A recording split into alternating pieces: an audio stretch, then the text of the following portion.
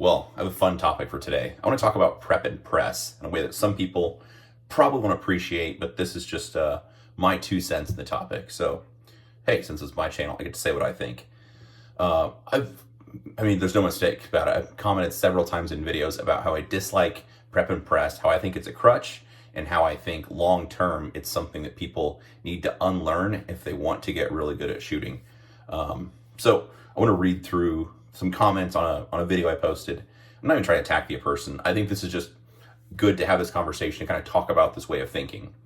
So somebody replied, I don't even care, like it doesn't matter what thread. Nobody needs to even go find this. It's just, I like the conversation. So the reply is, I fundamentally disagree with your take on prep and press.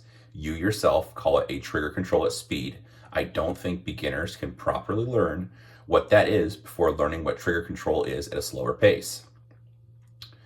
First comment, it's not a slower pace though, it's a different technique that hinders someone past just passing a qual.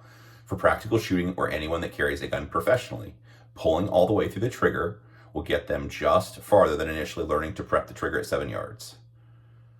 So let's talk through what this means. For prep and press,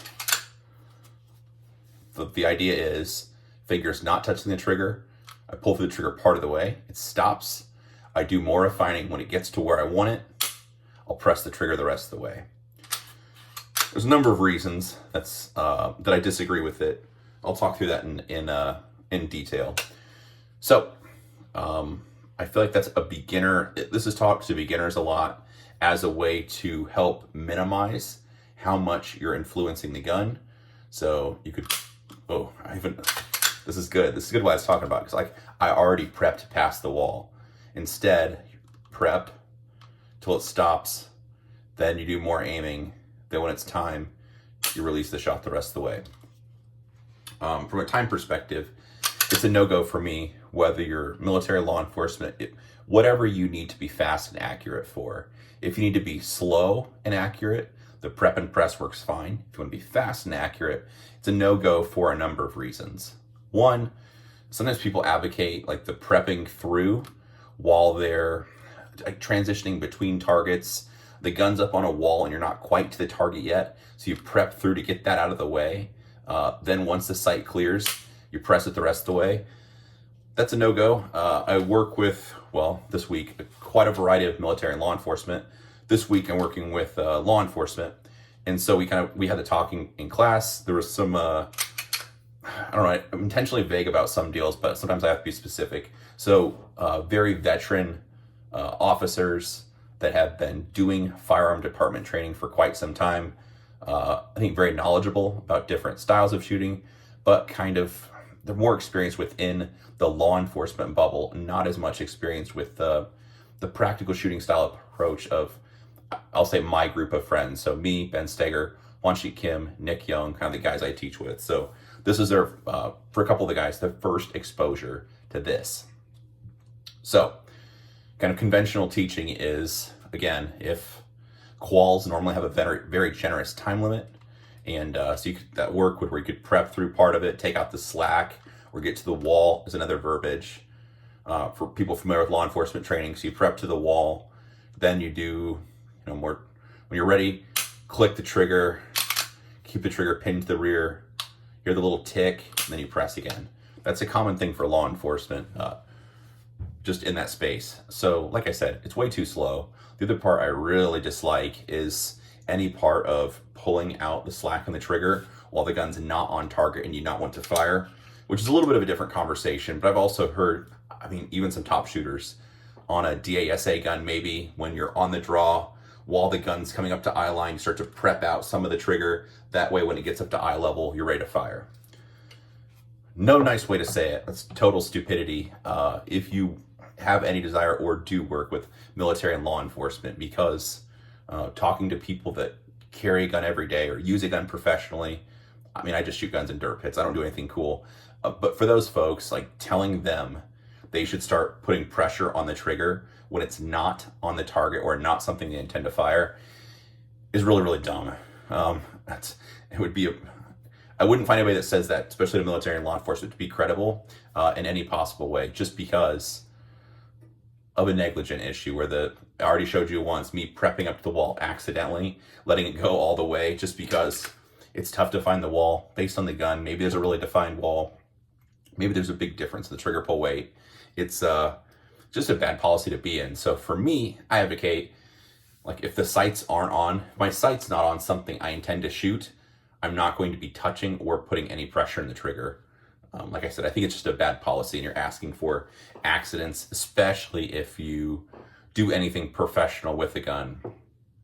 For just competition shooting, the worst, that would happen is maybe you shoot around in the dirt in front of you or next to the target and you miss and you could fire makeup shots, but even then I don't like it. But again, quit laboring here, but as a professional use, I think it's just a dumb way of thinking. So anyway, some of the groups guys I've been working with today were very knowledgeable about all the different, you can call it click bang, prep up to the wall, all the different style of shooting. Instead, just talking through my approach, or like I said, the guys I teach with, the way we do it, which is the way you press the trigger is your fingers off the trigger. When you decide to press the trigger, it's all at once, and the speed at which you press the trigger changes. So let's say the target is at 5 yards, my finger's not touching, then I just press the trigger all at once. However, let's say the target's at 50 yards.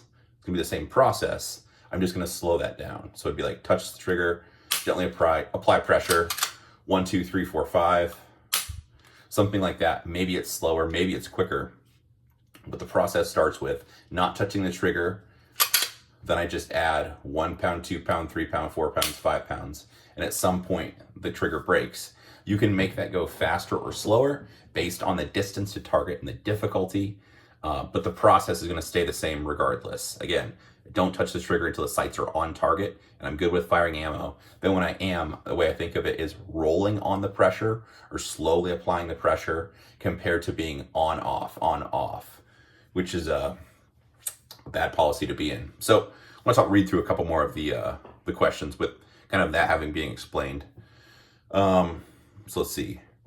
I understand what you're saying. The difficulty, however, is that bad habits are very hard to break. I was trained on prep and press for many years, but now it's very hard for me to manage trigger control at speed. This, this guy sounds like a law enforcement kind of guy. So anyway, I get what he's saying. So then the next comment, even though it depends on the level of accuracy required, I'm aiming at the broadside of a barn at 3 yards. It's much different trigger press than a 1-inch circle at 3 yards. The latter is inherently slower, more deliberate pace. I don't know, I call it a bad habit. How does one know what a bad habit trigger press looks like at speed? They don't want it looks like slow. So someone commented, prep and press, what I advocate is steady pressure straight through aren't different because of the speed at which they happen. They're different techniques independent of speed. So anyway, this is important. This guy's spot on. You can apply steady, even pressure straight through at any pace. You can do it very deliberately. For a higher difficulty target, you can do it very quickly. For easier targets. The problem with prep and press is that you really can't do it particularly quickly. Yeah, he has a point. Try to prep and press through a bill drill. So you end up with at least 2 different trigger press techniques based on target difficulty. Some can be successful with that. Most people aren't. So anyway, I agree with that spot on. This guy fired back that I called it, which I did, a bad habit, saying you have to eventually unlearn it.